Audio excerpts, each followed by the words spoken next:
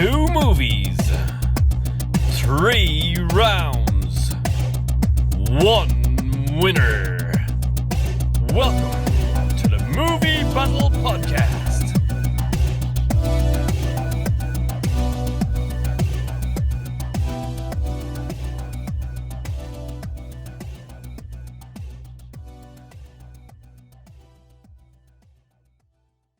Movie Battle Podcast co-host.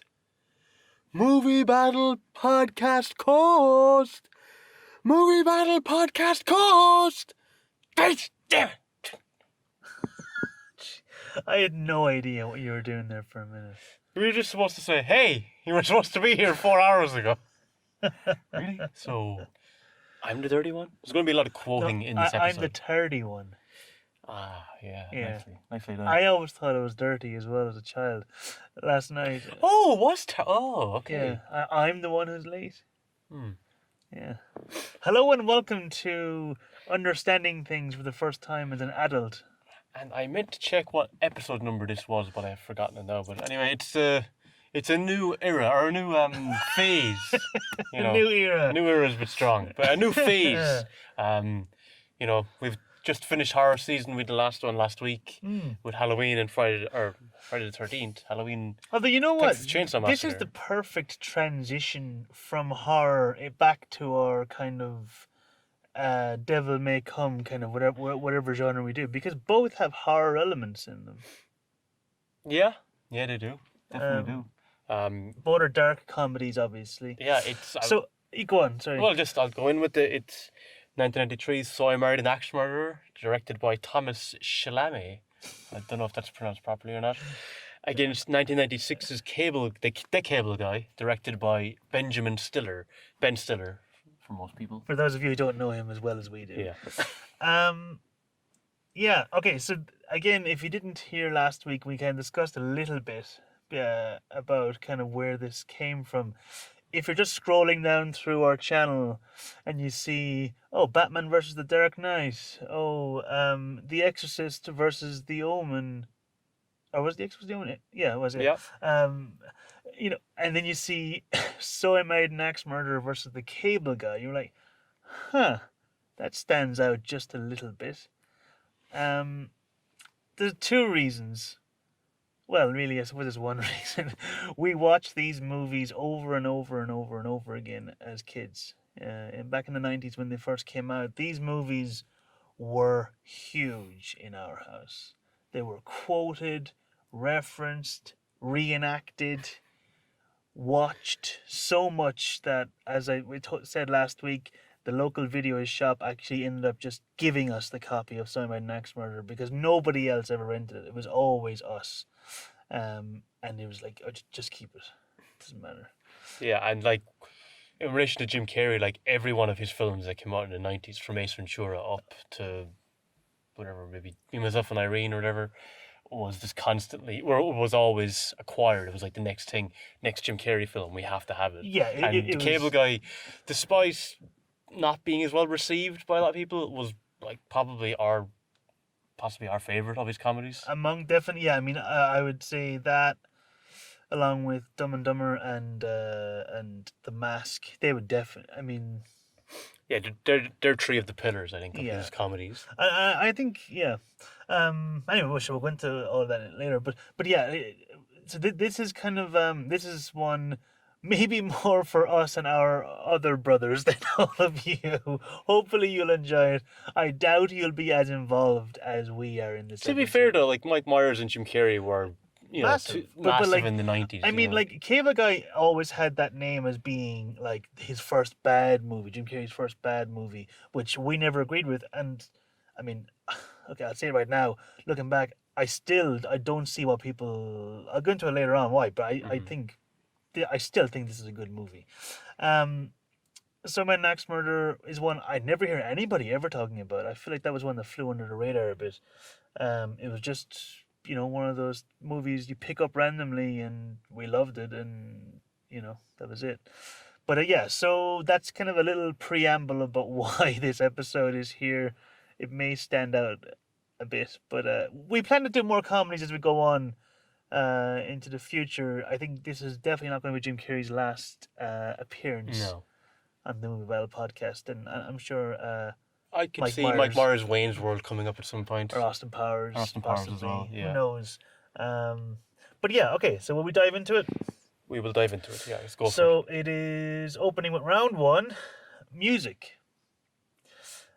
So both movies have a score and a soundtrack, and I think in both, probably the soundtrack features probably more prominently Yeah, than the very score. much so. But the score was written by Bruce Broughton, and then various other artists added to the soundtrack.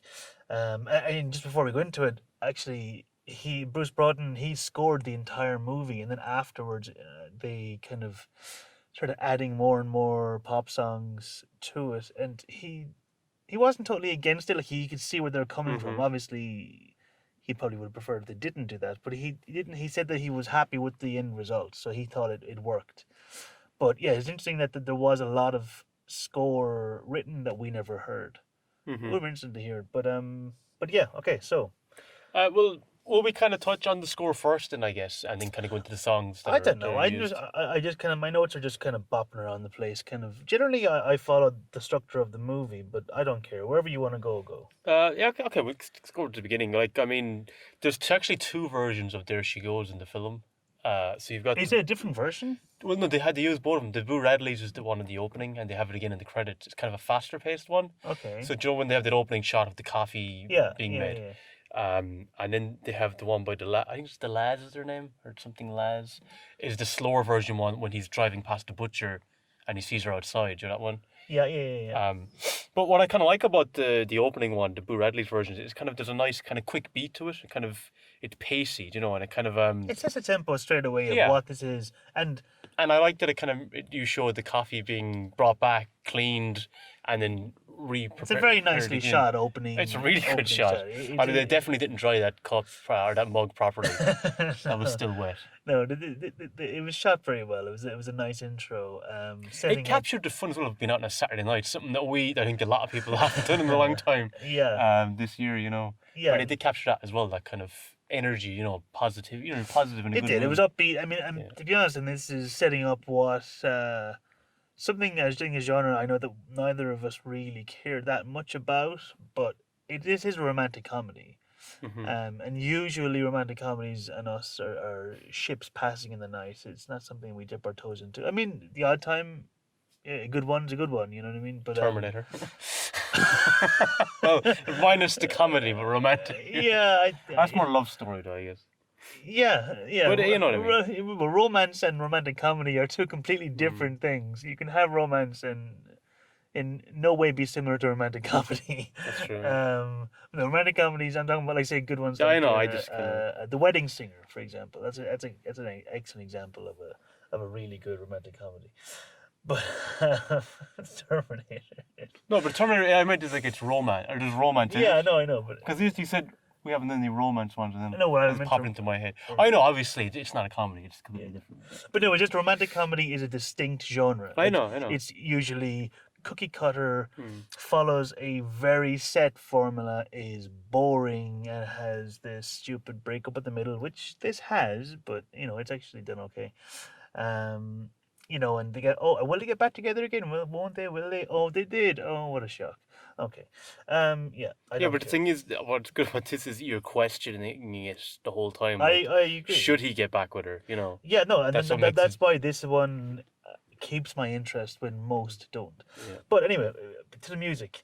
Yeah, so There She Goes. I mean, it's a happy, go-lucky pop song. It sets the mood. It sets that establishes this romantic comedy world, movie we're going into.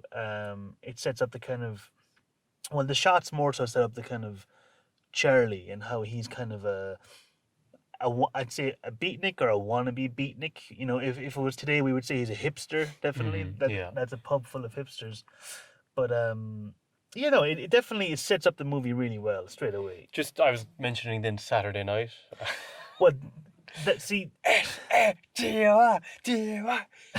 And like, I gotta be honest, his father enhances that song massively. to another level, you Like know. that is my favorite song in the movie. And without that film, it wouldn't have the same weight to it. You know, that film, No, but I mean Mike Myers' version of that song is yeah, my favorite song in the movie.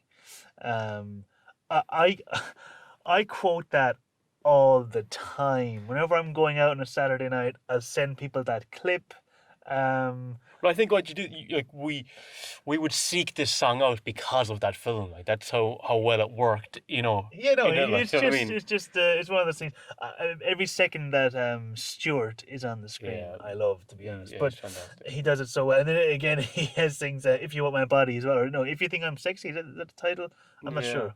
That song, he does a great rendition of that as well. Um, but yeah, I thought actually the more outside of "There She Goes," the music really stood out to me most when characters were singing. So you had Saturday Night, you had If You Think I'm Sexy, then you had Only You as well. Being sang by Harriet. Yeah. And then when it's played in the hotel later as well. Actually, we'll get into that later. But yeah, it's played again. Only You is sang by Harriet. Most of the music. Well, I loved the jazz music that accompanies his poems Oh as well. yeah, yeah, yeah. That's really good. Yeah, And no, the kind of the doom doom boom boom yeah, yeah, boom no, boom. no, that's done. That's done Yeah. well. I do like that. Um, it's quite pretentious, but the music actually was the jazz was nice to go Mm. with it. But you know what's funny is, and then we go back to Bruce Broughton, who composed the score, and the score kind of it disappears for vast majority of the movie, Comes back near the but end it then. comes back very much so at the end when the movie becomes a horror movie, Yeah, a straight it's up like very horror menacing and comedy. kind of threatening. Yeah, It like kind of enhances your fears for Charlie, you know, definitely. I mean, as they come to I the honeymoon. first really kind of grabbed me was on the honeymoon when Charlie goes to the bathroom and Yeah. Harriet follows And that him stare she over. gives, you're like, Yeah, what is and the going on? music really adds Yeah. to the tension of that scene.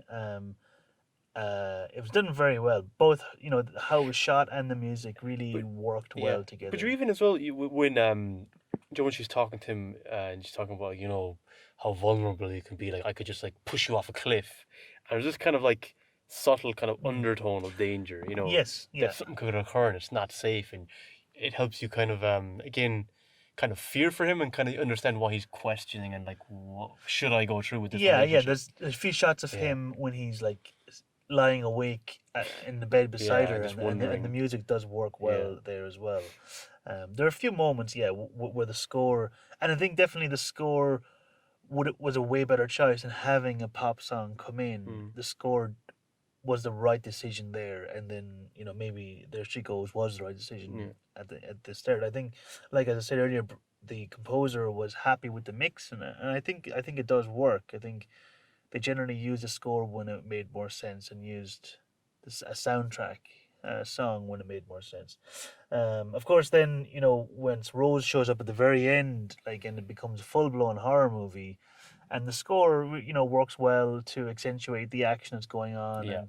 And I thought I mean didn't grab me as being like astounding music. We've just come off a horror fest, and we've heard a lot of horror music, and it doesn't really stand up against I yeah, most of them. I will say that I think because it's comedy, Yeah, it stood out in that it stood out for the fact that it's a comedy and you're hearing some of that kind of creepy threatening kind of music because you don't usually hear that in a yeah, comedy. no, that's So true. I in mean, that from yeah, that point yeah. of view, it did kind of Like it is a dark comedy. I mean, yeah, no, it did that, stand that's out. that's a fair comment. Like it isn't something you're used to hearing in a comedy, and it definitely, as I said, it complemented the scenes quite well. That as the tension, as the mood changed greatly, as it really became a horror movie, it did its job quite well. We going on to Cable Guy, Yeah, the Cable Guy. the Cable Guy. So again, this is another example of there was a score by John Ottman, and then also a soundtrack on top of it of songs from various different artists. And Well, could I just say that one of the things I found most clever about the use of this score was that at times it like duplicated what he was humming. So like Yeah, he'd say like, "Do you know the one thing about real life is you don't have action or danger music, dun dun dun dun dun dun dun, dun, and then the music becomes that." Or like when he's humming the Star Trek music, and then that comes in. yeah, It's like it's duplicating what he's creating in his mind to make it feel like he's in a film or a TV show. yeah. There were both fantastic moments that I really loved. They really helped illustrate what was going on in his head. And even though obviously he's vocalizing them both, but it really captures kind of that obsession of pop culture that he Mm. has all the Yeah. time. And it's actually quite meta as well. You know, it reminded me a little bit of Oh Scream. yeah, definitely. Um, Which came out the same year as well. oh really? Okay, Yeah. that's funny. It really reminded me of that in that was a really meta commentary on uh, analyzing film, and even kind of more so because I mean it's pretty even obviously it works as it's a comedy, but it can almost it's more tongue in cheek as the music. You know, it's like the composer's nodding and winking at us. It's Mm. like as when Chip says, you know, as you just said, the trouble there's no danger music. And then, oh, there is actually, and it's like we can hear, but Mm. Chip and Stephen can't. Can't. Yeah. But yeah, I agree. I loved those moments. I thought they worked really, really well. And didn't like the opening theme for the film, like it gives this real sense of kind of like intrigue and kind of wonder, like you're kind of seeking out or discovering kind of, which is kind of what Chip is doing, trying to get a friend, trying to you know, experience things that he kind of has found hard to experience because of the childhood he had. And I feel like the music kind of really kind of captures that. It mirrors his emotions basically, and then there's that kind of that lullaby in there too at times in the score that kind of like represents that child that's still in Chip. I don't know Yeah, if you noticed that. I did. There are several moments that have a real eeriness to them. The first one that kind of grabbed me was when just after he turns back on Sleeps in Seattle for Stephen and what's her name? Robin. Robin. When he turns it back on for Stephen and Robin, and it pans out to him in the van, and that's the first time we see that he's actually living in the Mm, back of his van. yeah. It's quite a sad scene, and that music plays, and then flash back to his childhood where he was Mm, basically abandoned while his mother went out drinking and meeting yeah. people, and it really sets him up. It's another layer of we really kind of start to understand why he is the way he is, Mm, but the music worked really well. But yeah, also then later on as well, like even like very near the end, and there's almost kind of an angelic kind of hint to it at times. Um, uh, yeah. So as he when he's just like when he has his kind of final breakdown, you know, when after Stephen has grabbed Robin or he's let Robin go, Chip has, and he's just kind of all I ever wanted was a friend, and he's just laying everything out. mm. The music there I thought was really really nice. It was really effective. Then when the helicopter comes and he's Yeah, like, yeah, "You were never and there for he's me, talking mother," to his right? Yeah, mother, and very quite heavy yeah. scenes, you know. And I think that is why it didn't wasn't as well received as I think it should have been. But Mm. we can get into that later. Um, didn't aside from that, didn't like there's a couple of songs that I've highlighted that kind of worked well in it. Like first one was I loved, when Steven's waiting for him to arrive to fix his cable, and you just hear there's a song, "TV is the Yeah, thing." This year, like that was very Liam fitting. again has to sing. I actually don't even know this song. I just that was that lyric just kind of because I was listening on the television Yeah, and yeah, no, it was yeah, it was it perfect. was kind of just a little Um, nod.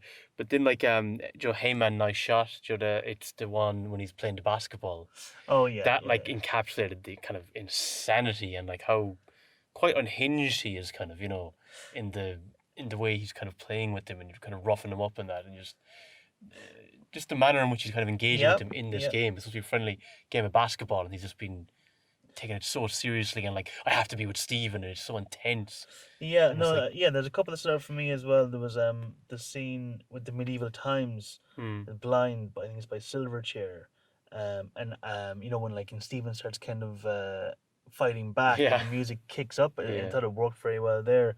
The best song of the entire soundtrack for me is Jerry Cantrell's song at the closing credits. He's the lead guitarist of Alice in Chains. Oh. And apparently what's interesting is that the entire soundtrack was made up of unreleased songs by alternative kind of hard rock and At the metal time, like. musicians. Yeah, they were all these songs were unreleased at the time. Shit. And that was actually Jerry Cantrell's first ever solo song.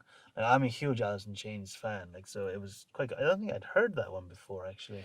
I, Um, I also loved the one by Rob Zombie, Joe, More Human Than the Human Man, because it kind of had that frenetic energy. which scene was that in again? Joe, when he's like the video pops up and he's trying to run down to the office to get there before his boss. Oh yeah, yeah. And it's like that it intensifies. He's like trying to rush there to get there ahead of him, and that music kind of builds and gets more energetic. Yeah. You know, I thought that worked really well Yeah, too. and then the last piece that kind of really kind of grabbed me was the dream sequence, like kind of 70s cop chase music. It was so bizarre. Psychedelic kind of. as Yeah, well. yeah, very much so. Like kind of early 70s kind of black exploitation or kind of Starsky and Hutch Yeah. kind of thing going on. I think though before, like, we have to mention as well Jim Well, Carrey's obviously. version of Somebody to Love. yeah, it's fantastic. It is phenomenal. It's really, really good. I remember several people saying to me back in the day, like, he didn't sing that. There's no way he sang that. He did. He sang that. He sang every bit of it.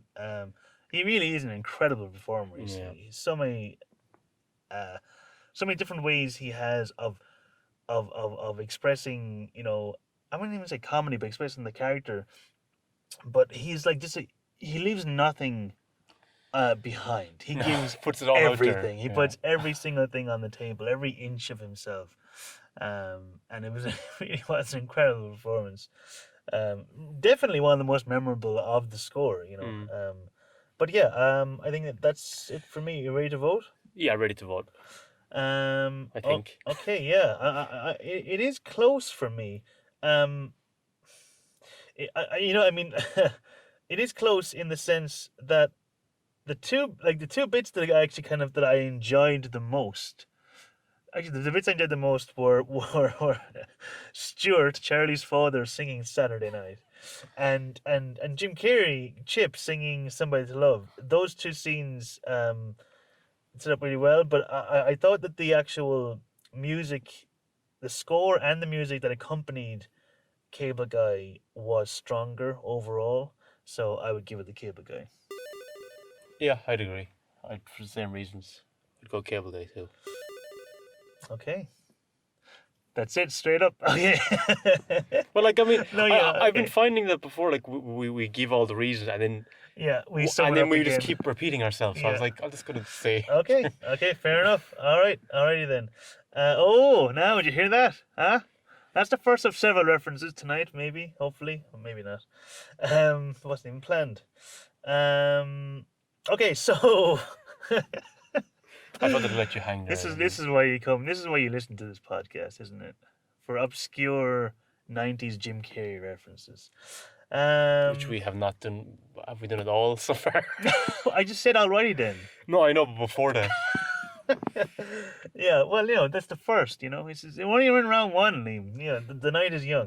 Yeah, okay. Okay, so let's move on to round two. And surprise, surprise, but it's a debut for this round. It is comedy. What? Round two is comedy. Comedy in a comedy movie. Shocker.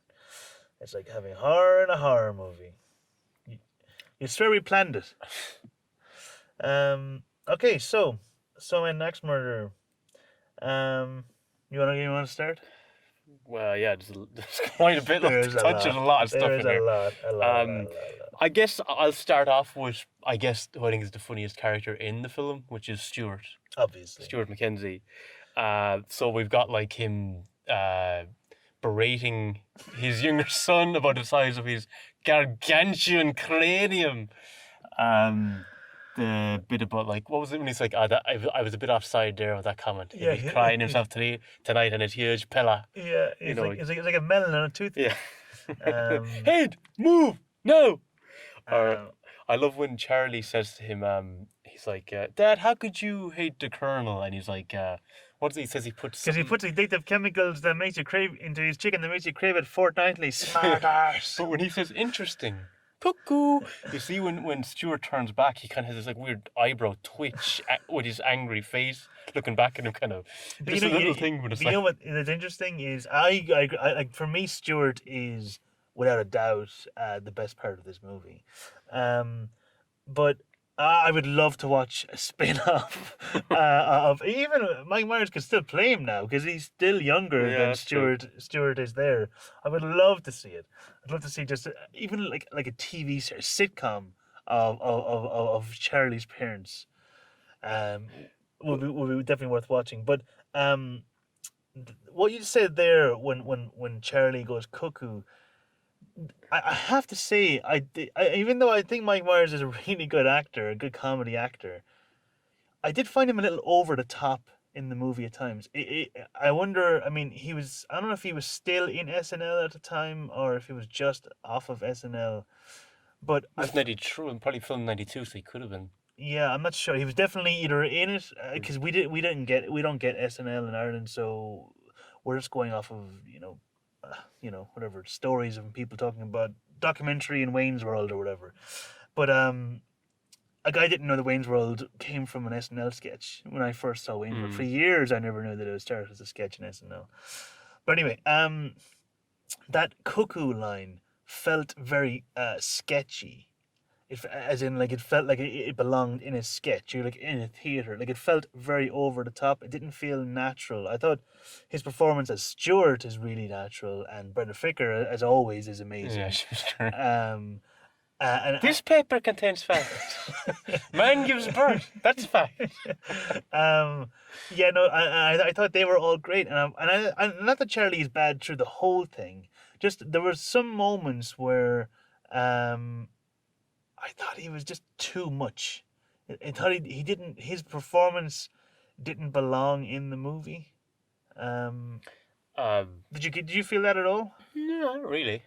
I mean, I thought Stuart was the funniest character, but I think Charlie was supposed to be funny, but also supposed to be kind of the lead guy as well. So he kind of carry some of the more emotional part of the film he does. too. Yeah, and he does have funny moments. But I have to say, when I look at my notes, and I really I only realized it tonight when I was writing my notes, that almost all of the moments that stand out for me are non-Charlie moments, as like the funniest parts. Like even like the parts like that involve Charlie, like showing the picture of Charlie with him shit himself in Niagara Falls. Like that's how. Yeah, right, Charlie. You didn't fall in now, did you? But they're all aimed at Charlie. Yeah, you yeah. know.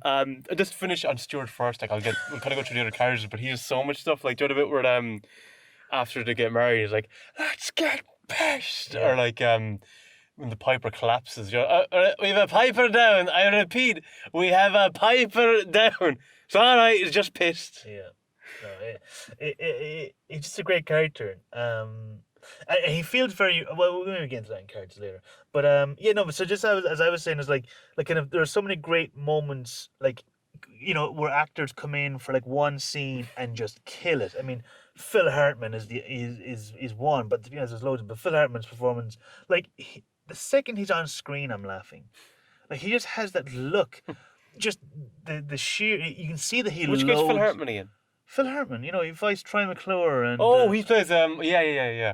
Oh, that scene, Joe, where yes, in that where Charlie's talking to Tony about Harry and Joe, and he's going great, and then I wonder thing about Harry, no. And they look like obviously Tony's done this tour a few times before, and he's like, no, you didn't, like we're front row, shut up. I was just like, no. Just like, and the story then is just, I mean, darkly hilarious as well. Yeah. And they look at their faces like, what the hell? Let's wait to the cafeteria. Yeah. Charlie's kind of like, what the hell? And Tony's kind of half smiling, half like, this is effed up, but it's kind of cool and funny, and it's in a weird way. The stuff then with Tony and his captain.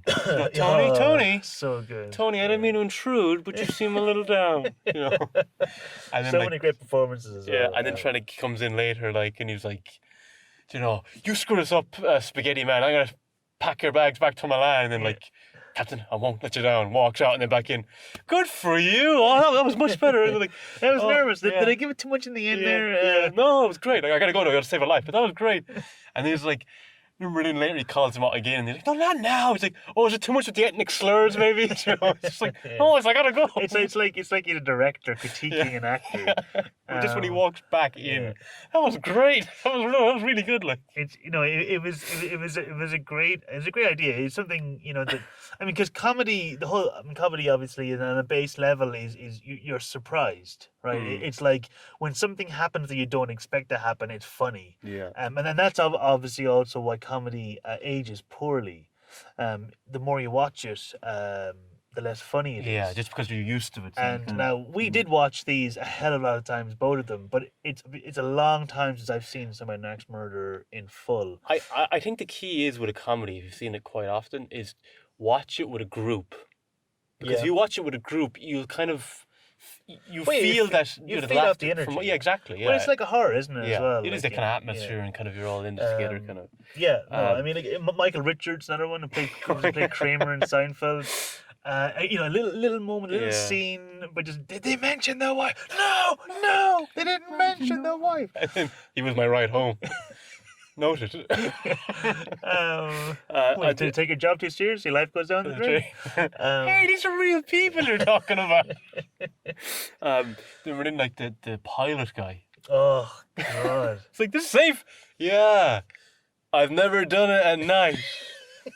And like, so, what's like, what, like, I have... will this take long? No. Well, I'm not sure. I have no sense of time at all. Okay, jeez. And then the guy from Beethoven, Oh, the yeah, father from yeah. Beethoven, like, can I come in this vehicle? No. No. What do we know? It's like, I know for a fact you don't have the right to take this vehicle. Can I please take this vehicle, commandeer this vehicle? No. You're just not going to bend in this commandeering thing, are you? And what I liked about that as well is that it was a payoff for Tony earlier, where he's talking to the captain. He's like, "I never even come near the vehicle. And I was Yeah, like, yeah. I never went on a chase, and all these things he wanted to do. And he's finally getting his chance now, where it's totally justifiable. He has to go and save a life and his best friend. And it's like the And guy he's so is just nervous like, then as well, like, Yeah. Do you mind not doing that? Is it annoying you? No, it's one of my favorite things. It- And he's almost afraid of him as well. He's so deadpan. It was a great performance, and it's a great again another little scene where an actor shows up that puts on an amazing moment and then just bows out Yeah. again. I also loved the bit where where he's like they're taking him up to the room, and Charlie's like, "Hey, stay for a nightcap." yeah. No, you two should stay together. No, seriously, stay for a nightcap. I don't think I really should, sir. Stay for a nightcap. And he just And runs it off. sprints away. Yeah. I love the line as well about they're talking about Russian martial arts, and he's like, Scotland has its own martial arts. It's called FU. It's basically just punching and then kicking people around the ground. I'll be honest, that one was one that I didn't laugh as much on the rewatch. I enjoyed it a lot when I was a kid, but it felt a little, I don't know, it felt a little obvious to me. One line I did like in that scene though was you know what this room could do? And a ridiculously oversized poster of Atlantic City. Oh, and Joe actually, and it reminds me, and I was going to say it for later, but it was a very Chandler Bing line. Yes, yeah. And That dry humor Charlie kinda- really reminds me of Chandler in Yeah. a lot of ways. We'll get to that later. When he walks up to the shower because he thinks Harriet's in there. Oh. Oh, sorry, touch someone else. Yeah, it's a great moment. And then the cereal or the breakfast. Oh God, it just Fruit Loops. Yeah. Well, Fruit Loops are, reasonably high in fiber. The other stuff will And probably just one kill final you. thing, just before we go on, well, at least for me anyway, is I just love the Garth Brooks juice diet. Just I love those just so specifically random, non-health conscious celebrity just endorsing a random thing because someone threw money at them. It just felt very realistic. But Yeah, just two other moments. I liked a bit. When she's like talking about he's like, well, what could you do? And she's like, I could put something in your ear. And he's like, just screaming. I love the way because it goes from tension, yeah. into actual just humor, full-fledged humor. Before that, then when she backs him into the closet room and stuff just collapses on him when he just wanted to have the health drink because after watching that thing on on that or whatever that news thing about like ways people can die, from their Loved ones or whatever. yeah. And then I also forgot the bit where Tony's questioning Harry in the room. Yeah, and that was Ah! yeah. It's just like It- there's it- him. it's- That's him on the roof. Listen, It's a very silly moment, but it works. It does work well. because he just wants that moment. Of Yeah, just and Tony's soaking up yeah. every second of being Yeah. the cool cop, Yeah. questioning. He's just not getting this, are you? Just one final moment. Just it's a little subtle thing, but when they have they're celebrating the anniversary thing, and his small brother William just goes for a little slug of the drink, just like casually, and then one just pulls his arm down. Yeah. But It's a small thing, but yeah, and then there's a lot of, I mean, again, and a lot of those that we kind of spotted, we're watching over and over again. But yeah, no, there's there's a lot of funny moments in this yes, film. definitely, and after a lot of watches for us. Now, look, maybe we're biased, maybe it's nostalgia is kicking in, and that's certainly possible. But I genuinely laughed out loud at a couple of moments there. I think it was definitely a good comedy.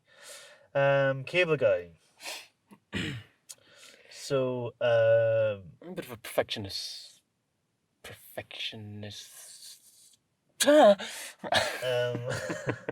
yeah, no, I one the first lines that one of the lines I had forgotten was I never thought they'd get the floors clean after what happened here. Oh, what happened? Oh, they had a lot of cash. Or I love when it's like saying about like I heard about your old lady kicked you out, and then like feels like heartbreak to me. Well, I really don't want to discuss this with you. You just install my cable, please. It's like, why would he want this complete stranger? Like, yeah, no, it's. I'll be honest though. What struck me in the rewatch, and this is probably the first time I've watched it through as an adult, I would say, is this definitely works for me more as a drama than as a comedy. Like, it definitely has funny moments, but to me, when I think of I the think movie, underneath the comedy, there's a serious yeah, but narrative. yeah, there, no, you know? yeah, but I think like was doing my notes and I was watching it, and when I think back of like what did I really like about this movie, so much of it is Chip and Jim Carrey's performance as Chip, and not necessarily the funny parts, but the sad, the real parts, the dramatic parts. Yeah, but there are like I have quite a few moments of humor listed there in this, are, like, there that are, are very definitely, funny. yeah, Like yeah. I love and some of these little subtle things, like even like where after Chip's finished installing his cable and Steven's like signing the paperwork or whatever, and Chip just kind of just staring at him as he's signing it. But then as he glances up, Chip just kind of looks away as if like, I was just looking around. I wasn't doing anything.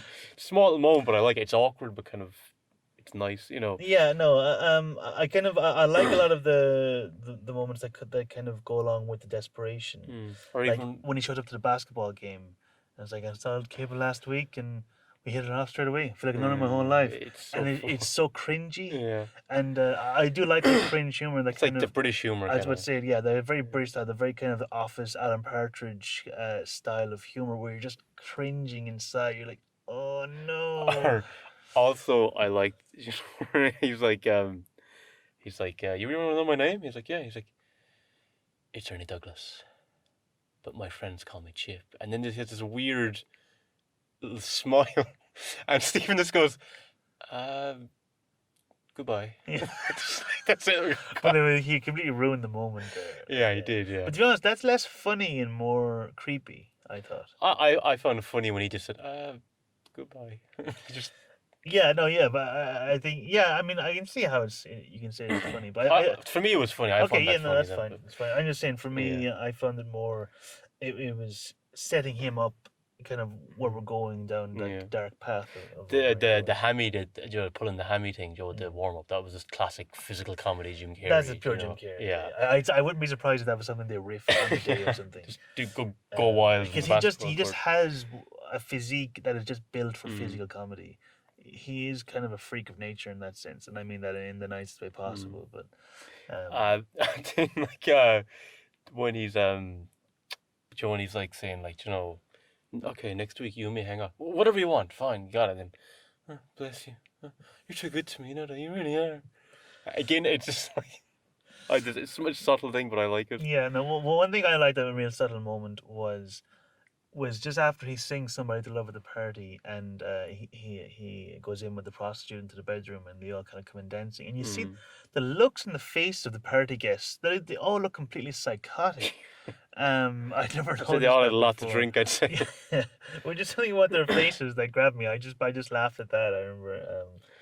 But When he's beating up Owen Wilson's oh, character in The Bachelor, when he's like, touch the alfalfa, and that's then a bang! lovely little Into line. the buckle! That's gonna hurt, Gene! Yeah, Um, touch of the alfalfa is just such a great but line.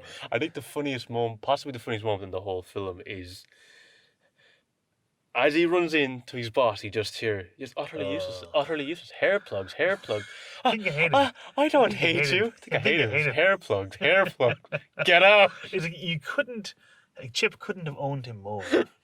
Like it was just perfect. Because all is Ugh. utterly useless, utterly useless. And Hair you know plugs, what? hair And this plugs. is like I didn't. Again, it just shows you just as a kid. Like I didn't even know what a hair plug Yeah, was. Like I assumed it was something to do with like fake hair or yeah, something. yeah. But like I never like noticed it before. Well, when I watched it, I'm like, oh my god, they're so obviously terrible. Like I mean, how did I not notice that as a child? But anyway, Or um, like the other bit where when Steve was being arrested, and he's like, "But I haven't accepted any stolen goods," and he's just in his mind, whatever it's 50 whatever inch TV, he's creaming, he's creaming, it's pass. well, I love after Stephen gets out and he sees him. He's like, "You look rested." Yeah.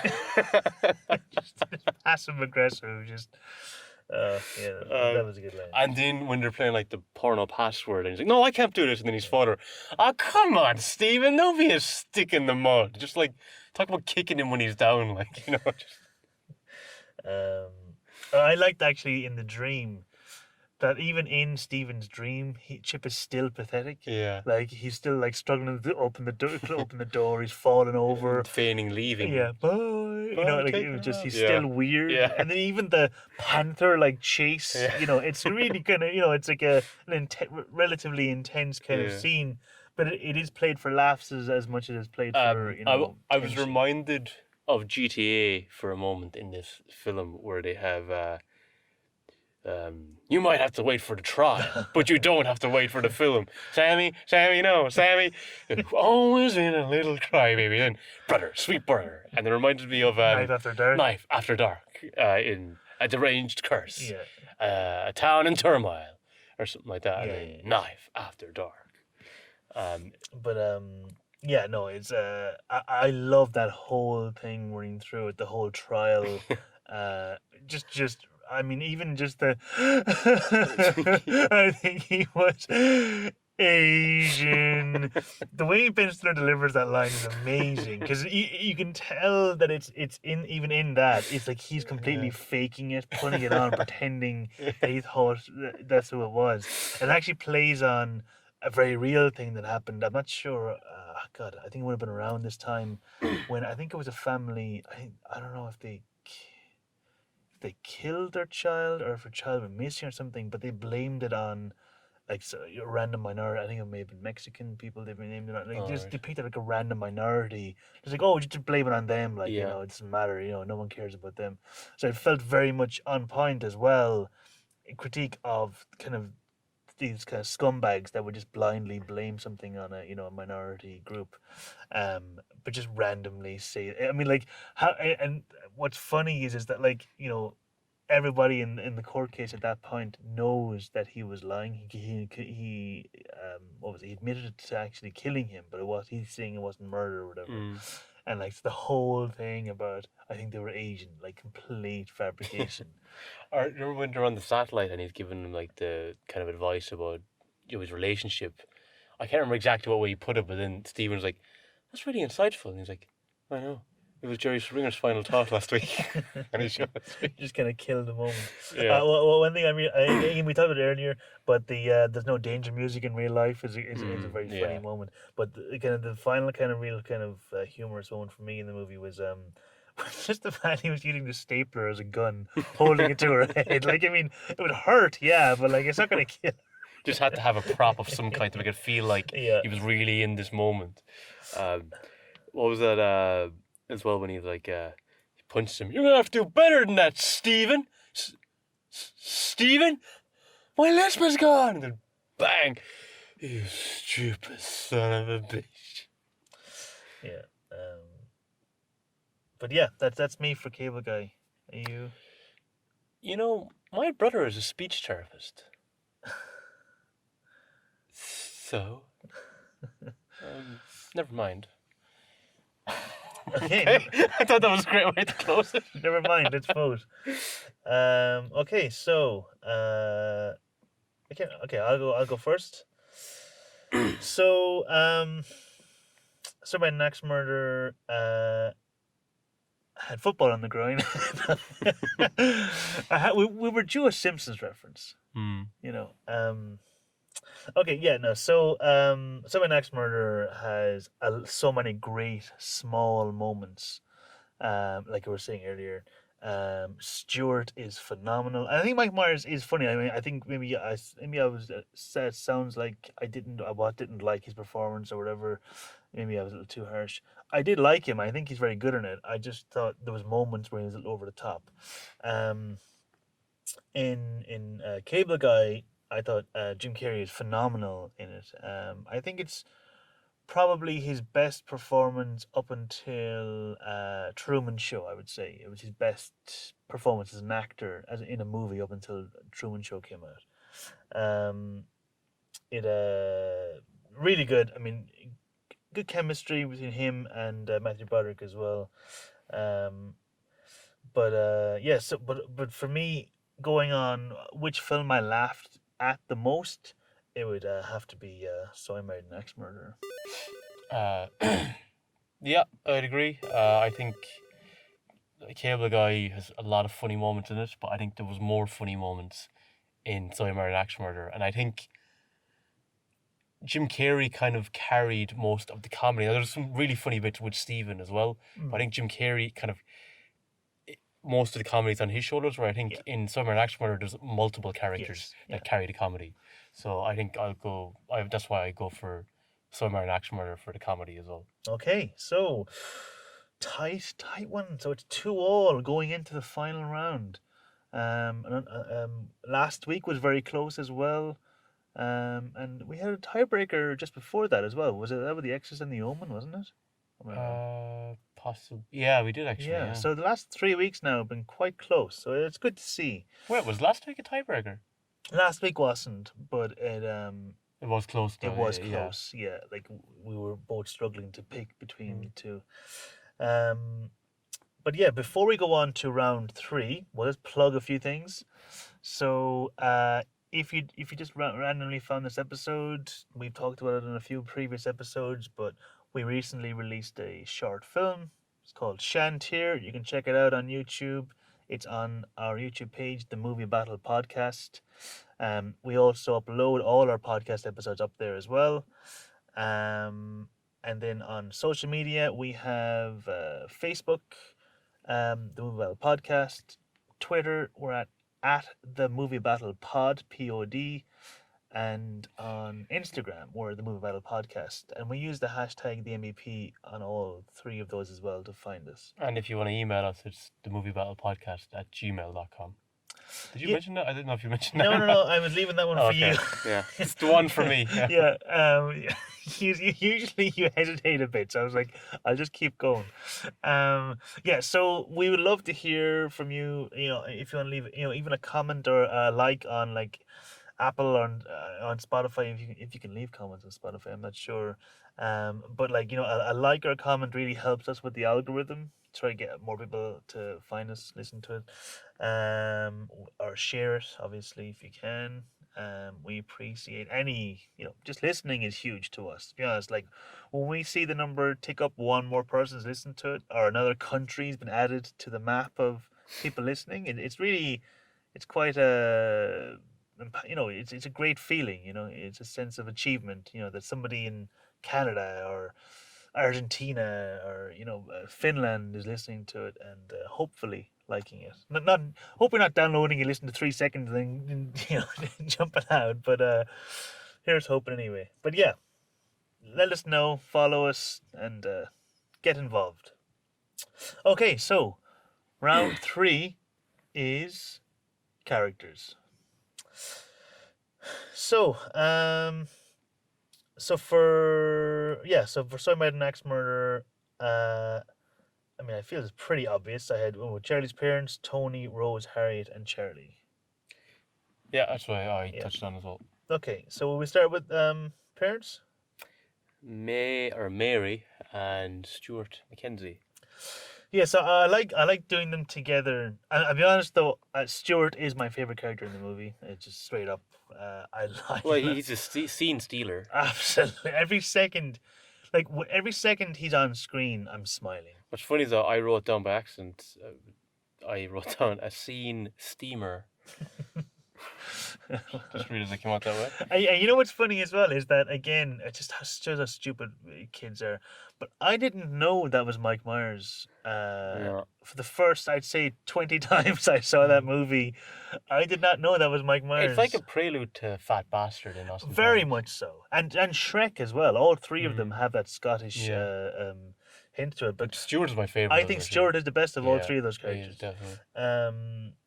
I think he's one of the best. I think he's probably the best character Mike Myers has played that I've seen him play.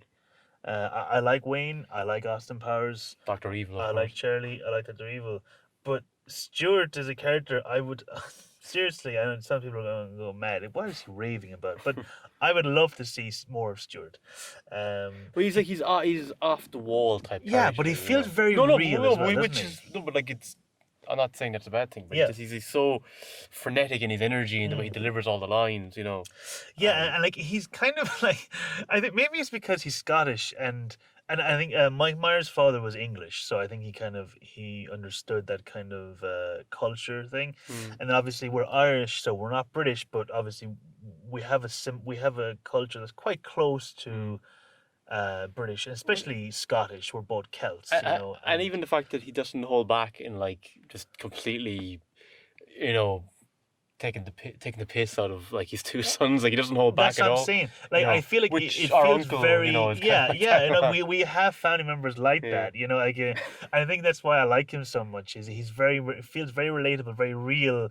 He's taking the piss non-stop, but you can tell like that there's heart behind it. Like Well, when he salutes, you know, Charlie, yeah, I thanking was about him to say for that. the Yeah, you see on side to him, and and he you see says, he's very proud of Charlie. yeah, and he's and of his marriage. He says like, Yes. you know, 25 years. He says the joke first like, could have been worse, but then he says like that he still loves her, like, you know, Yeah, he's glad he married her, which was nice. You saw that, yeah, just very kind of family unit there. He's cares about his family, even though he likes taking. Yeah, but the classically just like didn't fall in. Like his girlfriend is Yeah. over the first time, Oh, like yeah. and just Yeah. even just And standing the way he around in his eyes her box- up, kind of like, yeah, just just standing there in his boxer shorts. yeah. Hey, pants, no. Yeah, no. So I just found him very relatable, very likable, and then Brendan Fricker as Mary or May. A completely different relationship with Charlie. They but kind then of she has confide in each the other. typical mammy stuff. Yeah. Like, you know, worried about him, you know, asking questions about him.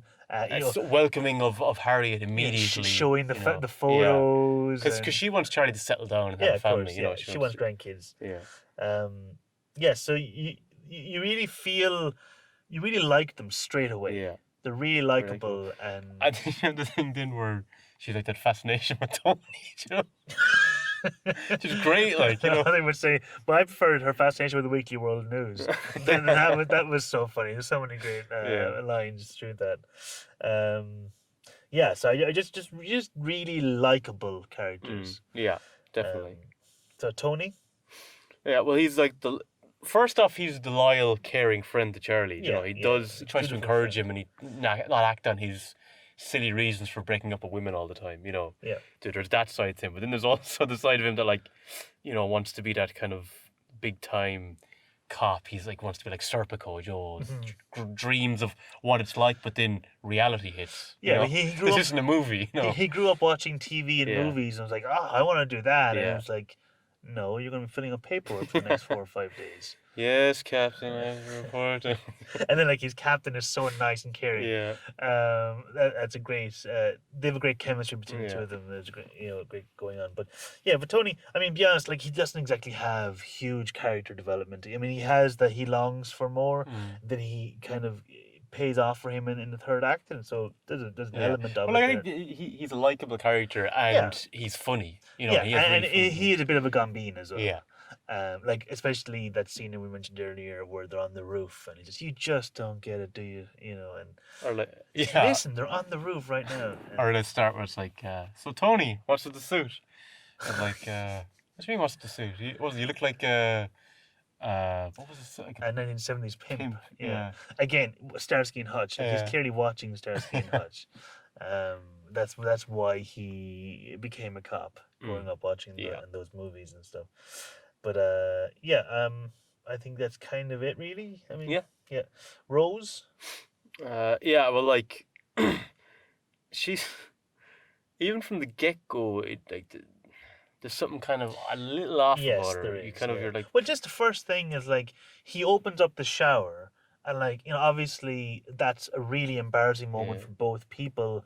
Like Charlie is so apologetic, and she's just standing there like, oh, okay, Whatever. like, this is totally Yeah. normal event. But like when she says like, when she has the note, it's like Harriet left you a note. Oh, thanks. Yeah, And then reads she just it. reads it. Yeah, but the one I first started laughing at was, it's like, I'll tell her nothing happened. Yeah. It's like, but nothing did happen. Yeah. Which was, I would have said the same thing. Like, well, nothing did happen. Like, yeah, and there's that is the first real kind of, ooh, there's something wrong yeah. here. Because didn't she says, just be careful, Charlie, or just Yeah, watch out. yeah, Or something. It's yeah. like what? Yeah, she's extremely possessive, and we see later completely psychotic. That line though, where she's like, "You're not supposed to be in this room when this note is written and placed on the desk." Do you understand? But she's really eerie when Yeah. she's Charlie. Yeah, it's strange. I remember as a child, I was scared of this Yeah, scene. yeah. It used to creep me out. It was she did it very well, and it's amazing kind of how quickly it really becomes full blown horror. Yeah. But Even in the one like he's saying like he mentions about she says something about Ralph and she's like, oh, she said stuff about them, and he's Yeah. saying like, did you mention me? And it's like, you Yeah. didn't even come up, and she's sussing out everything, like what's happening here, like could he be another potential husband to her? well, I think she's definitely Yeah. straight away. She's like, Yeah. just Gotta get this guy out of here. yeah, like she's like sizing him up for like what would be the best way to get rid of him or Yeah. whatever. But yeah, Harriet. Harriet, sweet Harriet. Harriet was like growing up one of the first crushes. You have like a crush on like a character or Yeah. an actress growing up. She was one of the ones for me. You're just like watching her like, wow, she is really attractive. And that stands to this day. Yeah, it does. She isn't any less attractive now looking at it as an adult. But I just remembered that when I was watching, I was like, oh yeah. I started seeing women, like, Yeah. But But what's interesting? It's similar to her Rose though. When you first meet her in The Butcher, Yeah. she does seem a bit off as well though. Like she gives kind of certain looks and kind I have to say, this is Harriet's kind of. So the whole thing with with the murder, right? The murders. This is what separates it for me from a run-of-the-mill standard rom-com, is because Harriet is actually interesting. Like Yeah. she is a wounded person. Mm. She's had a lot of trauma in her life. I mean, as far as she's concerned, she's been married 3 times and then abandoned 3 times, yeah, and that's why like she's always on edge. yeah, And it actually, I mean, because it's so often, it's actually an excellent example of a red herring done well, where she's set up to obviously be the murderer. Like when we first see her, she's that look on her face as she emerges from the back room in the butcher's. She has the blood on the apron. She's giving weird looks. yeah. and all Like of Joni this. says about how many people you brutally murdered, and she's Yeah. like the way she. Yeah. Well, brutal is a very subjective word. Yeah. But brutal to one person can be perfectly normal to another person. Yeah. And she gives him this look as she bites her whatever the pretzel or whatever she's Yeah, eating. yeah. It's just strange. And even like, I could do anything to you in the sleep, and all these different things. Which is funny because I've thought about that. Well, not that I thought about pushing someone off a cliff, but I have like had that moment like, geez, imagine if I did this horrendous thing Yeah, to I think someone right everybody now. has those moments in your brain where you think, gee, what would happen if I did this ridiculously stupid, terrible Yeah. thing? How would my life be destroyed or whatever? And then obviously, as we all do, we go, nope, and you push them back. But The show, the Movie Battle podcast has been cancelled. Co-host arrested on suspect of double murder. Yeah. Okay. But Harriet. Well, you were saying about like the kind of there's a bit of post-traumatic stress in Yes. what Yeah, she's yeah. experienced, but you can also see that she's really longing for Yes, she is. love. Like when he drives past and he kind of gives a little chuckle, and you Yeah. see she's looking, but it's kind of like a sad, kind of somber look on her face. Like it's something she obviously finds him attractive as well, and there's this kind of look of kind of like No, longing and sadness. There is a kind of in sadness her to her, face. definitely. I mean, you She get is that a through the tragic whole character thing. in some ways. Even like, like when Charlie breaks up with her, and she's just Yeah. got this kind of like a sad acceptance. She's not even Yeah. angry. She's like, oh yeah, okay, this is at kind least of. at least you. She's obviously hurt, Yeah, but she's. what was the line she said though? Like At least you did it early or something like yeah, that. because he's like Because obviously, as far as she's concerned, the others ran off. at least you left the early way. on. That was Yeah. it. Yeah, Um, but you do feel for her in that you do moment. definitely. Because it's and then like even then when he's trying to like when he thinks he's made a mistake, and he's trying to get back at her, and she's like, you'll do it again, Charlie. Like that's one where you're kind of like, okay, well maybe she isn't didn't do it, because if she was, she'd be instantly willing to accept him, but she kind of is still Yeah, and cautious of letting him back. Yeah, and even like when he proposed and she's like, no, let's just move in together. Like, Yeah. she's like every other marriage has gone wrong. Can we just Mm. do it a different way? Like, go about it a different way because marriage isn't working for me. And even then, like when they're asking, please say I do, and it takes her a long time to say I she do. hesitates. And again, all of those moments excellently set up. Like, oh wait, is she actually the murderer? Yeah. And then they have the fake confession. So it's not her. Yeah. And then it's like, oh wait, no, it is It is her. And her. then you see her with the rings and Yeah. everything. And then like she's on age and she's very quiet. because she's waiting for him to run. Yeah. That's why And she's so he's- on edge. And so And you're waiting for her to snap and just kill him. yeah, like you're trying because to kill him. usually, and I really appreciate how well it was written, how well it was set up. Because usually they just go, oh, like I mean, the perfect example, not a rom com or anything, but in like we've laughed about this before in movies like I Know It's Just Last Summer, where like he runs up to the window and goes, "Hey," where someone like for no reason makes a loud noise or acts a way that is Yeah. not natural, but they're doing it for the sake of the movie. Yeah. Everything she does in this makes sense. I Mm. mean, pretty much everything makes sense to her character. She's traumatized. She's nervous. She's scared that she'll be abandoned again. Yeah, and that's why she doesn't want to leave him out of her sight, because she's worried he'll Yeah, run she off. wants to keep an Yeah. eye on him, but Yeah. we don't know that, and Yeah. so it creates this. Oh wait, she is. She's Oh, possessive and like no." wants to just like. And you don't want her to Yeah. be because you like her because she's a Mhm. nice person and you care about her, and you're like, oh no, I don't want her to be the killer. And you're like, but what's going on? And so it adds a real good intrigue, and And in the reveal, when we see Rose come, it is kind of like, what the. When she smashes yeah, no, axe into the phone. I it really, is I really quite- think there's a good structure Yeah. to it. I mean, I do think it has its flaws definitely, and I think to be honest, they're more so the rom com elements. But I mean, it was a Roger Ebert I think reviewed it, and he said it was a good movie trapped inside an average movie, and I think that's probably fair. I would go. I would say it's a little harsh. I think it is a good movie, but I think definitely there's a better movie trapped within a pretty good movie. Is pretty what I would say. I think But, it's a really good movie. No, I mean it is good, but I mean I wouldn't call it like a really good movie. I think it's a good movie. It's a very funny movie, definitely, but as a because it does have it does go for that dramatic kind of elements as well, like Cable Guy does. But yeah, speaking of Cable Guy, we'll move on. No, we're talking No, about it's Charlie Stephen. McKenzie. Or Charlie. Jesus, what am I doing? God. Just give me the run sheet. You know? I lost the track of myself when Cable Guy came up. Okay, Charlie, likable, very. What's weird is though, like I don't say he's a regular Joe Soap, but he's not. Like he's like a beatnik poet.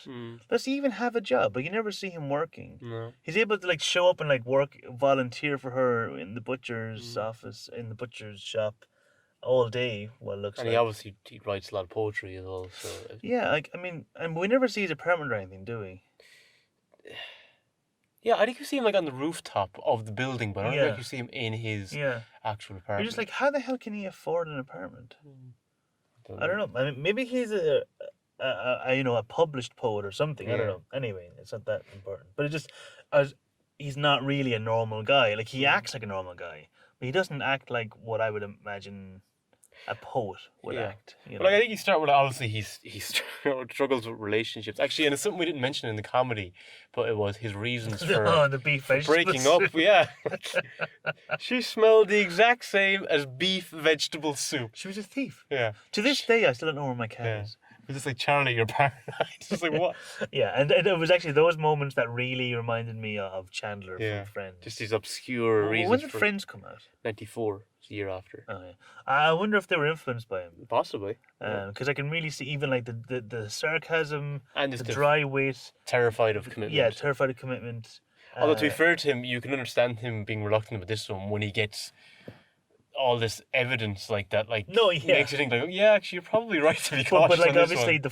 the first source of fear is the Weekly World News, the notorious piece Yeah. of rubbish. I mean, nobody believes it's true. It's I'll- supposed, I think it's just. But to be supposed fair to him, nonsense. like you can see that he genuinely loves her, and he does want it to work so much, and that's why he goes to such extreme lengths to try and source out the truth and clear her name because he really, really wants it to work. Do you know what I mean? Yeah, no, definitely, and like, and the thing about you're talking about the romance aspect, they have good chemistry. Like They you, do, you yeah. immediately you feel like, oh, I mean, they click well together. Like I love the bit where like he's like saying maybe it is kind of late. Sometimes we kind of rush into it, and I don't think that's advisable thing to do. And she's like, "I'm gonna spend the night together." I have absolutely no problem with that. Yeah, no. So I mean, he's a lovable guy. Yeah. He's caring, and he looks out for his friends and stuff, for his parents, and you do like him when you're rooting for him. And And as I he said, is you do fear for him. Mm. Like if he wasn't a likable character, you wouldn't care about his safety on the honeymoon. You know what I mean? Because Yeah. you think at that stage she is the axe murderer.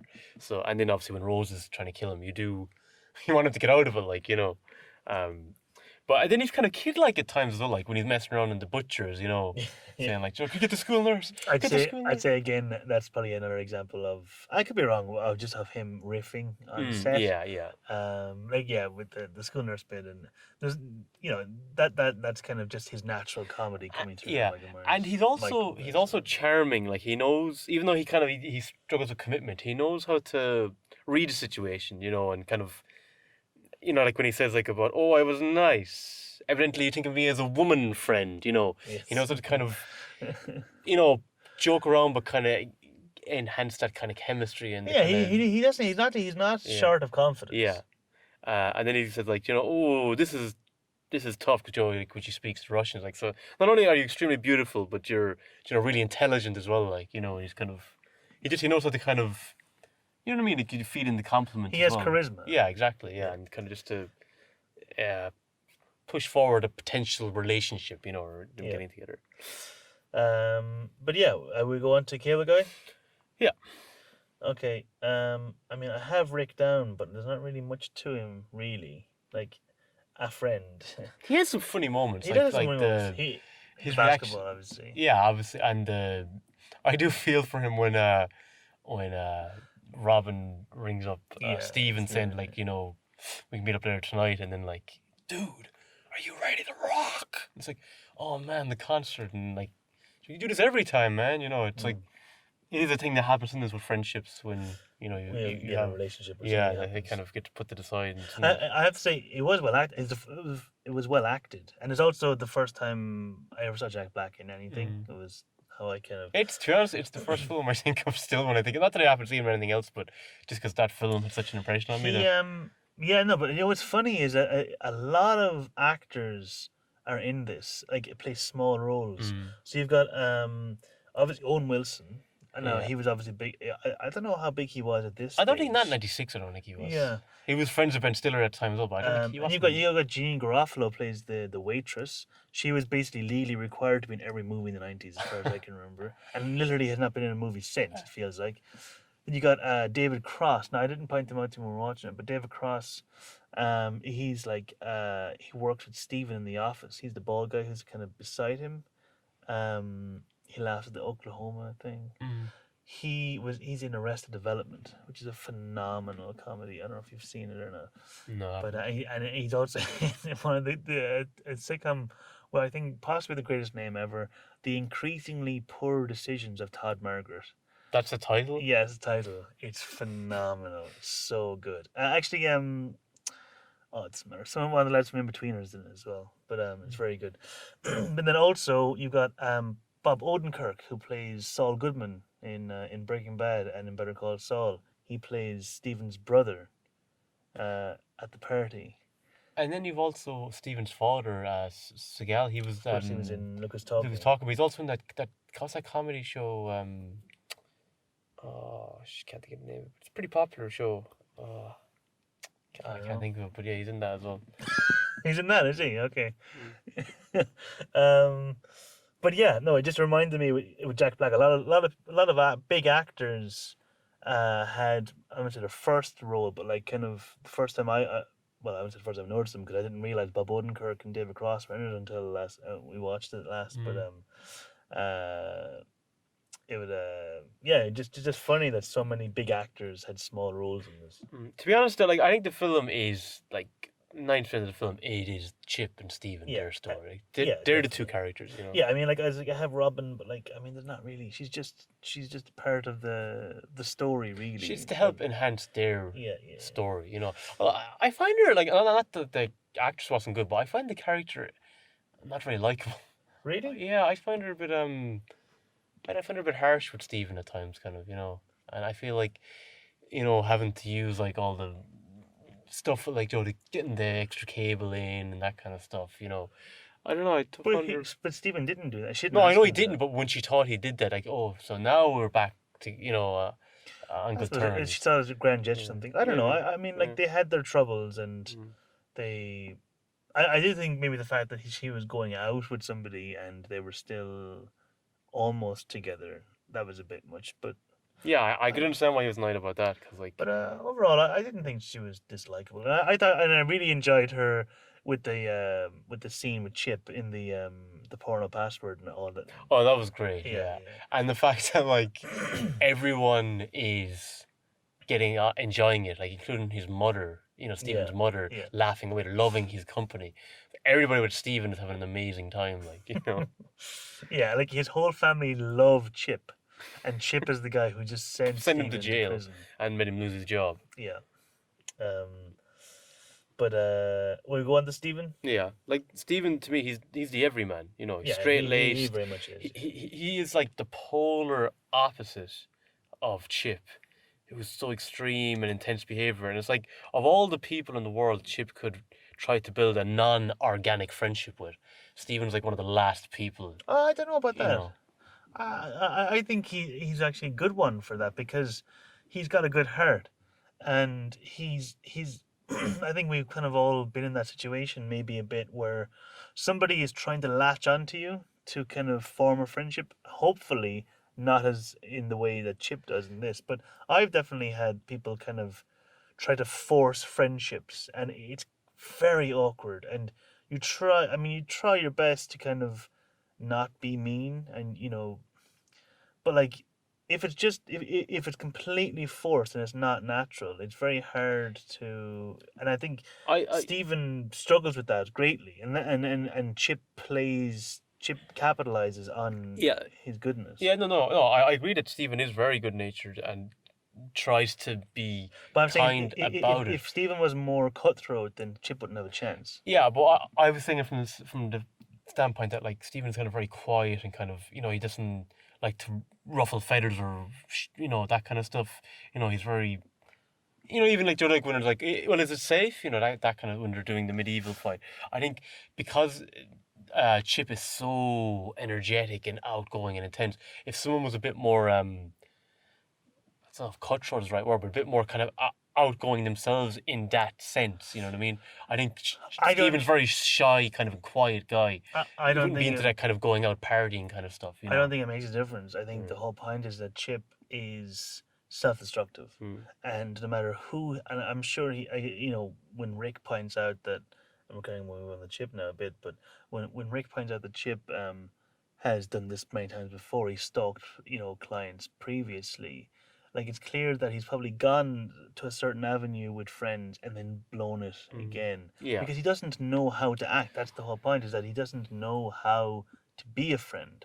He's not able to be a friend to somebody because he doesn't know how friends work. All he knows is how movies and TV have told him how people are. He doesn't actually know how they are. The one kind of flaw that Stephen has, though, I think, in his character is that, like, he he says initially, Joe enjoyed the basketball. Like, he's like, what are you talking about? We're not friends. I don't even know you. And then when the cable goes out, he says to Robin, he's like, damn, the cable's out. Oh, I know. The cable guy is a friend of mine. Mm. I'll just get him, like, I'm a preferred customer. So he's willing to kind of use that Yeah. when it can help him out, Yeah, yeah. And that was kind of a shitty thing to do. Yeah, and you can see how Chip would be And like, yeah, yeah you understand him being hurt annoyed by on that. But But if you noticed in, like, when they go to the medieval, times. thing, yeah, and he's genuinely trying to apologize to him, and he says, like, he feels bad for kind of thinking that he might have upset Chip, and like you know he's saying, like, this has nothing got to do with what happened before. He's really trying to genuinely say, look, I didn't mean to upset you and be shitty about that. He's trying to do the right thing. Do you know what I mean? He's apologizing to him, and he making it feel like, look, I don't want to feel like I'm just coming because you asked me to do this. I would like to give this friendship a go now. You know what I mean? You think? Yeah, I think at that point, yeah. At the meal? When they go in, because remember after, then he's like, we should go again next week. Oh, sorry. After they come back. Yeah. Sorry. Oh, yeah. Then. Oh, sorry. For a second, But when he's going, he does genuinely feel bad, and he's like, look, I don't want you to think, he's trying to apologize. You see the feelings, and Chip kind of goes, hold on, the show's on. Yeah, but he's just like, yes, we're here, we're friends, we're hanging out. What Stephen is trying to do is trying to break up with him there and then. He's trying to say, like, look, I'm sorry this happened, but I think he's trying to say, like, trying to explain that, like, this is it, kind of. Like, I don't this know. is a once off. I do. No. And Chip is trying to cut him off so that he can't end it. Like, if Chip keeps interrupting him, it keeps the night going, because Chip knows that the chances are once the night is over, that's it, and he'll have to try another plan to get him on board. Now, it actually turns out that Stephen ends up really enjoying himself in the battle, and he has a good night. Yeah. And as you say, he says to him, let's go again next week. And so Chip he has actually achieved this out, but I don't think Stephen. I mean, because Chip is clearly. I mean, Stephen's not an idiot, right? He's an architect. He's seen Chip flick the switch back on. He knew that Chip turned it off. Like, he's not stupid. He knows that he has blackmailed him into this. What's with the cord? Yeah, just for effect. But so I think Stephen. No, obviously we can differ, but I think Stephen went there to say, look, I apologize. Let's have a good night. Dinner's on me, and have a good life. And Chip is stopping him every time because he's afraid that Stephen's going to do that, and he doesn't want to let him speak. No, for me, I kind of read it that, like, he was kind of just felt bad, and it was like, like, he felt really bad about the way things had transpired up until that point, about kind of using him to get the cable to be Well, fixed. I think that he genuinely felt bad about it, because I think he's a good natured person, like, so I think he is, but I think he's just genuine, because why would you, like, put everything into a friendship with a random stranger? I mean, that you've no want to be friends with. They're putting 100% of. Oh yeah, like, I'm not saying that he should be expected to be friends. No, yeah, with but him, I don't think I I don't think he wanted to. I think he was just, like, apologizing and saying, okay, sorry, and then have a good life. But anyway, after that happened, then, and he's like, Joe, we should go again next week. It's like, Chip, he doesn't know how to. It's actually building now. They have a friendship that's building, going along nicely, and he doesn't know.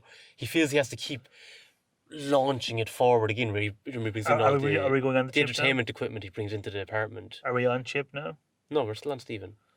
Okay, but we're talking a lot about Chip though, as well. Well, it's kind of the two of them together, kind of.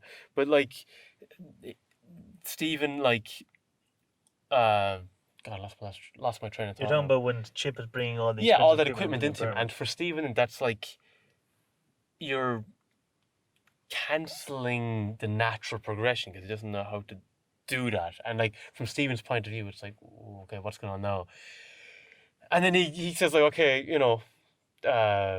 keep it there for a few days, but you need to get it out of here, But he's not saying that we can't be friends anymore, just like this has to go. And then they have that karaoke night, and that's really good.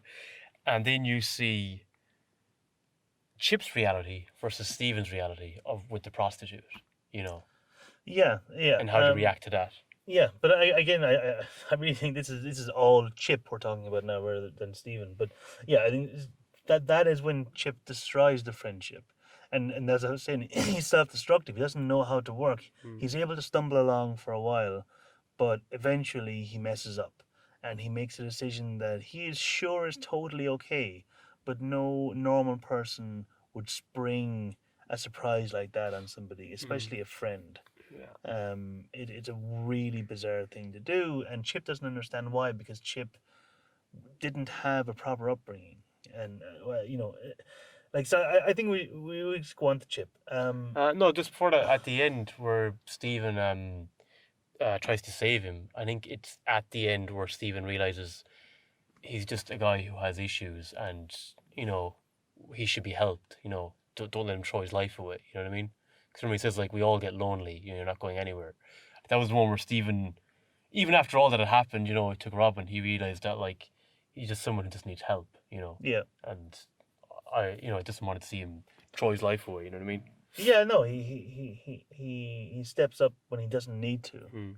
Um, because Chip has tried to kill his girlfriend. I mean, it's pretty I think crazy. as Stephen says, like, okay, what are we doing here? What are you planning to do? It's like, Yeah, I don't what really is know. going to happen? He has no plan, Yeah. as he says. But yeah, okay. So Chip is a really really sad character with a really dark past. Like when he takes Stephen to the satellite and he tells a story about how one night you're lying. What was it? You kicked in the face. No, what was it? It says kicked in the face with a steel toe-capped work boot. Trip to the hospital for reconstructive surgery, bloodied and bashed. And you're just like, Jesus, that is horrific. And he came from an environment where his mother obviously allowed, probably, like remember when he says, I thought you were gonna get me another brother, and it's like that's what I'm going out to do, and she's like bringing men back all the time. They're abusive, they physically, mentally, emotionally. He's abandoned. He's told shut up and watch television. Hmm. Um, Well, as he says, I learned the facts of life by watching the facts of yeah, life. he's a really really dark character, and this is why I think the movie was panned when it first came out because this came out 1996. Yep. And like, so people were expecting another Ace Ventura or even The Mask or Or Dumb and Dumb and Dumber or Dumber. something that was full blown comedy. Not everyone could go and watch it because Dumb and Dumber is a little more risque or whatever. But you know what I mean? Like, people can go, they know they're going to have a great time and great laugh and walk out of it and be like chuckling on the way home from the cinema. And this is I think so, not yeah, it's like you Light Christmas. Stanley Ipkiss, Yeah, or Ace Easter Ventura. are a lot lighter in terms of how they. Yeah, no one near Yeah. similar to this. Yeah. So when you go in and you come out and you see a man try to kill himself because he's so depressed at how lonely he is, a man that has more in common with Travis Bickle from Taxi Driver than he does from Ace Ventura. But It, even it is a shock. It's he's a always surprise. performing as well. Like, he's always acting. He is. Like where he's like, even the beginning where he's like, "You're supposed to be here 4 hours ago." And it's like, well, maybe I shouldn't have come at all. Jerk off! Yeah, And then, just jerking. But he's he always has that just classic jerking the chain. thing I've observed in people with low self-esteem, Mm. where they're always kind of trying to put other people down so they can build. I mean, it's a classic bully mentality Mm. where you feel terrible, so you make somebody else feel terrible, so that you'll hopefully feel better. I'm not saying he tries to make Stephen feel terrible, but he tries to like, tell over the top jokes, and like he kind of screams at him in a way that when you just meet somebody, you don't scream into their face. Yeah. He doesn't understand that he's socially crippled. But like there's three early in the film. There's three points that are in quick succession. That really stand out for me. Are like so. he says like, "Oh, it's a bit of a drag, you come in, getting to know someone, do the job, then it's done. He's kind of fishing for, maybe he'll Completely take the fishing. hook. When he Maybe was he'll go, like, hey, we should hang out. oh, wait, and he's like, yeah, yeah. Yeah, He's desperate so for quick to react to another it. minute of conversation because that's a minute less of him sitting in alone in his van. Yeah, and he's even like, I feel good about this. And that linger. Yeah. Talk about something else. Mention something. Let's just keep going. I don't That's want the to trouble leave with this now. job. You start to get to know someone, and then boom, bam, Yeah, you're gone. yeah. But yeah, you're right about like, hey, wait, yeah. He's just so Yeah. desperate to kind of. And even then, when he's like, so you sit around and stew about your ex? No. Okay, see you 6:30, and then like runs away before he can say anything. He's like, no. Literally sprints down the hall. It's like we have to do satellite sometime. Sure, we should do that sometime. Something you say, yeah, we should do that sometime. In other Which words, means possibly never. No, that means definitely. Yeah, Never. and then how about tomorrow? Like, who says how about tomorrow? Like, next week at a push, she's still a bit what? But like tomorrow at least. Or I mean, even like the big one for me, which I know you talked about earlier in a way, but when after they come back from the satellite, they're in the van, and he's like, I don't even know your name. You really want to know my name? Like that to him is huge. I mean, how sad is that somebody is, overjoyed at the fact that somebody's asking their name. I know. Yeah. It's a really depressing thought. Again, when Stephen gives him the gift of the tape as well, and it's nothing. It's like, yes it is, yes it is, and you can tell. Like, I mean, this could be the first gift maybe he's ever gotten. Like his mother probably didn't give him much. Yeah, and then like this kind of even that thing like as you said earlier about he mentions at the basketball game about like we made a routine installation. I feel like I've known him my whole life. It's like everyone know now. Me and Stephen are best buds. Yeah. And we are friends. And like he's trying to push Rick out straight away. Oh yeah, and then like the leaving, then like he's changed, Rick. Yeah, like that's the thing as well. It's like what like. He can't let Stephen be friends with anyone else. It's like he's got to get his clothes in because he's desperate. He's like Harriet in a way. He's afraid of rejection. But then he leaves the 9 message. Like that was like what the hell? Like and that's why, to be fair to Stephen, like, would you call someone back after that? Someone you've just met once, and they're leaving you 9 messages. It was 11 messages. Yeah, he's like, all right, and then it's like first 2 from his parents, and then like 9 from Chip. Like it was after that he didn't call him back, leading up to the thing. I think you were kind of just talking about Stephen earlier, and I think, to be fair, like, I mean, I would be freaked out by that. Yeah. It's a funny line actually. We didn't mention it earlier in comedy, but hey, I was just taking a ways and I thought I heard the phone ringing. Never happened to you? Call me. We'll talk about it. Just any pure desperation. Pure desperation. But and then he's very like he's naive, and he just said like his judgment of thinking that Stephen wouldn't feel weird about him sending him up with a prostitute. Yeah. He socially, as I said earlier, socially crippled. But what he also is as well is really, really calculating and a master manipulator. Yeah. So calculating, like when he plants the camera, he must have done it when he planted the karaoke stuff. Yeah, like before. I'd say during his first visit there, he must have done it. Do you when think he was so? Well, yeah, because he's not at the apartment. Well, karaoke is afterwards, isn't it? No, but he did it before that, because remember he had the thing about the hair plugs. I think I hate him. Like he says that when they're going to watch. That's what I'm saying. That's before the karaoke. Yeah, way before that. So, okay, so I think he must have done it on the first visit. Yeah. So he already had his plans. Like I'm latching onto this guy. Yeah. So he set the camera. And then obviously, I'd say he got the prostitute on purpose. Took the photo on purpose, knowing I'm going to need that for later. Yeah, in case he. This is insurance. Yeah. And then so he sets it all up. Like he straight in, he's going in negatively. He's going in prepared for the worst, but hoping for the best. Yeah, but I have this fallback plan of stuff to support me. But like, he even then to put Stephen at odds with his family then and all that as well. Like, I mean, he has that line of like, I can be your best friend or your worst enemy. Yeah. You seem to prefer the latter. I mean, that's very true. Yeah, and that's actually, accurate. And when he starts kind of ringing around, and I forgot to say the music, but I like the music when he starts ringing Robin. Mm. and he's starting to like stirring up his Stephen's life. The Yeah. music just there when he's like pretending he's worried about Stephen. Yeah. Music is it works quite well with that scene, but it starts to show really the dark side of him, where he can really be I would say nasty. he's unhinged as well. Oh, Like you don't know definitely, what he's he's gonna do. absolutely Like. unhinged.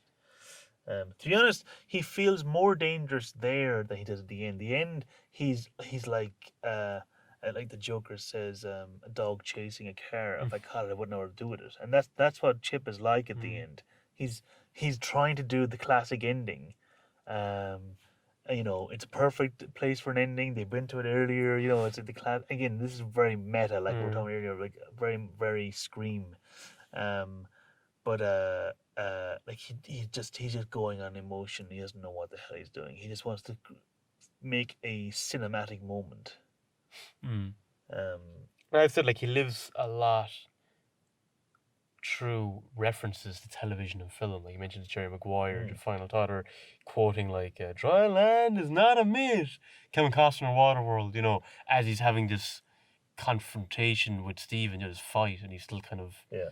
living it as and, a film. and also he's quite brilliant. Like, and even whoever wrote this script was quite excellent predictor of the future. But when he goes on to the in the near future, we're going to be able to visit the Louvre, watch female mud wrestling on one channel, go online shopping and gaming with a friend in Vietnam. Mm. I mean, that is literally what we do today. There's no All of that. end to the possibility. I mean, it's quite incredible. This is Yeah, '96, and I mean, it's exactly what people are doing now. yeah, it really, Yeah. it really is I didn't think of that an actually just when you incredible said it. Yeah. moment. Incredible prediction Yeah. to make. I mean, I know obviously this like the internet was a thing at the time, but it was very much in its infancy, and to you know to do all that stuff was difficult. It was possible, but it was difficult. But now it is exactly what Chip was talking about.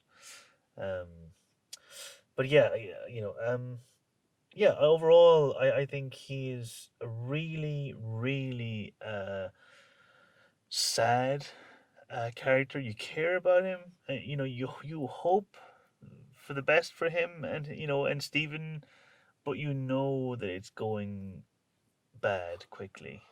Um, Like the last scene where it's like, "Hey, are you really my buddy?" yeah, Yeah, of course I am. And it's like, well, here we go again. yeah. To be honest, I mean, I think it's kind of good, but I kind of Wish he'd learned his lesson of it.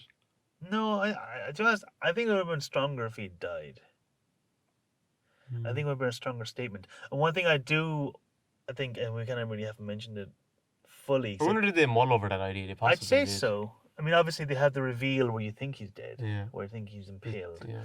Um, but when he throws himself off and he's like, "It's too late for me, but I gotta save all the other little cable boys and girls," Mm. and he throws himself off and he smashes into the satellite and he cuts off the Television. trial. Yeah. The trial obviously is an allegory for the crap that we dedicate Consume. ourselves Yeah. to. Yeah. And like, a horrific story about a famous celebrity killing their brother. And we see it all the time. We saw, with the Olympic athlete, who murdered his girlfriend there a few years ago, and the trial was all over the place. And we saw Michael Jackson. You saw it with O.J. Simpson, of course. The Amber Heard and Johnny Depp thing as Yeah, well. people have this just obsession over Celebrities and famous people. and their lives, and even their also personal the, lives. the the beginning of the film where they have this kind of like flicking through the channels, and Mm. it's like Jerry Springer, it's Oh, crap daytime yeah. soaps, Mm. it's terrible quiz shows, and I don't know, like Ricky Lake was there as Ricky well. Lake goes on, and just like the worst of the worst Mm. rubbish. So it was definitely a critique of, and he is like the worst case scenario Yeah. of what somebody raised on just terrible television and Mhm. movies is, and even maybe good television and movies. Now, I definitely don't think that film and television are evil or anything, but I do think obviously things can be abused, but I think that's what they're going for. Especially when that's all he was living off was just Yeah, that and nothing else. and so he's lived at that, and then but him ending by destroying it, I think it would have been more powerful if he gave his life destroying it. Mm. Um, but I still think he's a fantastic character, you know, Mm. and an amazing performance by Jim Carrey. I think it was the first time we saw what he could do dramatically as well as Mm. comedically, even though it It's a is a crossbreed, like, comedy yeah. movie. But yeah, ready to vote? Vote for number 3. Said the Remember, Bumblebee. it's 2-2, so this is a crucial vote. Do you want to go Well, first? like, Or? yeah, like I think there's more memorable characters in So I Married an Axe Murderer. Um, Mhm. I think you have a lot of good supporting characters, Yeah, as well. The Cable Guy has Chip and Steven. Everyone else, they're fine, but they don't have a lot to play in the grand scheme of things of the film. It's yeah. Chip and Steven. So yeah, it's tough. Um, I'd probably go Cable Guy just for the it's even though it's their comedies, but kind of the dramatic dark edge of Chip's character and what he kind of goes through. It's very strong. It's very striking, even though it's a comedy as well. Mm. Um, and as I said, I think they play off each other well. I think Matthew Broderick is brilliant as the straight guy. That, and you need that as well to counterbalance the way Chip is. Yeah, That's the way it works. So I think, even though I think Swimmer Axe Murderer has more distinct characters as a whole, I'd probably give it to Kilby just for that kind of mm. path that he goes on. Yeah. Summon Axe Murderer definitely has more characters that are good.